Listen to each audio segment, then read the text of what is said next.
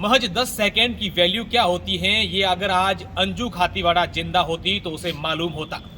क्योंकि अगर आज अंजू खातीवाड़ा जिंदा होती तो वो इन 10 सेकंडों में न जाने कितनी जिंदगियों को बचा सकती थी। जी हाँ, मैं बात नेपाल के पोखरा की कर रहा हूँ। नेपाल के पोखरा में कल सुबह एक प्लेन क्रैश हुआ जिसमें अब तक 68 लोगों की जान चली गई है और ऐसा बताया जा रहा है कि जिसमें से 5 भारतीय हैं, 4 उत्तर प्रदेश के हैं। हालांकि बाकी सब जो लोग हैं वो अलग अलग देशों से भी, और अधिक जो यात्री हैं वो नेपाल के थे। 72 सेक्टर ये प्लेन कल लैंडिंग होने से महज 10 सेकंड पहले क्रैश हो गया जिसमें 68 लोगों की जान चली गई। इस पूरे मई क्रैश को लेकर जो खास बात है वो ये है कि जो वहाँ अंजू खातीवाड़ा जो को पायलट थी वो 10 सेकंड बाद अगर उनका प्लेन लैंडिंग हो जाता तो उनको एक लाइसेंस मिलता पायलट का। यानी कि अंजू की जो फ्लाइट थी ये लास्ट फ्लाइट थी और ये फ्लाइट लैंडिंग होने के बाद उसको पायलट का लाइसेंस मिलने वाला था। और इस पूरे हादसे में एक खास बात यह है कि अंजू ने अपने पति को भी इसी प्रकार वर्ष 2006 में मिग क्रैश जो हुआ था, इनका विमान क्रैश हुआ था नेपाल में, उस दरमियान ये पूरा हादसा हुआ था और उनके पति की भी इसी प्रकार जान गई थी। हालांकि जो ये हादसा हुआ है इसके बाद से पूरे विश्व में एक दुख की शोक की लहर है, क्योंकि जब ये हादसा हुआ उसमें कई देशों के लोग थे और अलग अलग जगहों पर इस प्रकार के लगातार हम विमान क्रैश के हादसे बताते रहते हैं।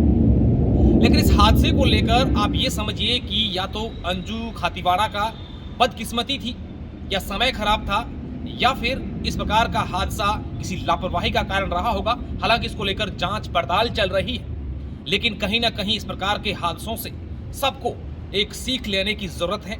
जो लोग विशेष तौर पर विमान से संबंध रखते हैं या पायलट होते हैं, क्या तकनीकी प्रॉब्लम रही होगी या फिर अन्य प्रकार की प्रॉब्लम रही होगी, ये बहुत बड़े लेवल की बात है और वो उसको लेकर जांच पड़ताल भी कर रहे होंगे।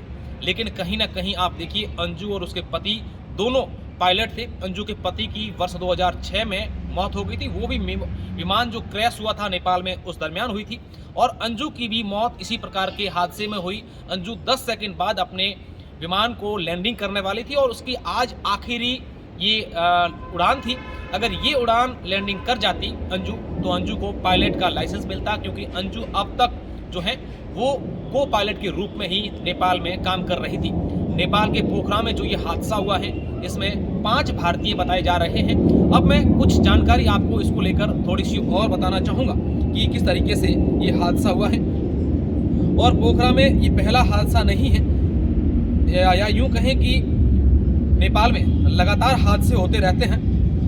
अब इस हादसे को लेकर बता दें कि ये 72 सीटर विमान था दुर्घटनाग्रस्त जो हुआ है, इसमें 10 विदेशी यात्री थे, 72 और 68 यात्री थे।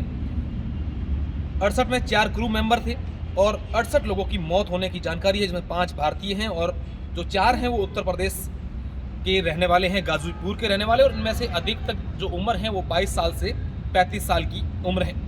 अंजू खातीवाड़ा की बतौर को पायलट ये आखिरी उड़ान थी। सफल लैंडिंग के बाद उन्हें मुख्य पायलट का लाइसेंस मिलना था, लेकिन ऐसा नहीं हो सका।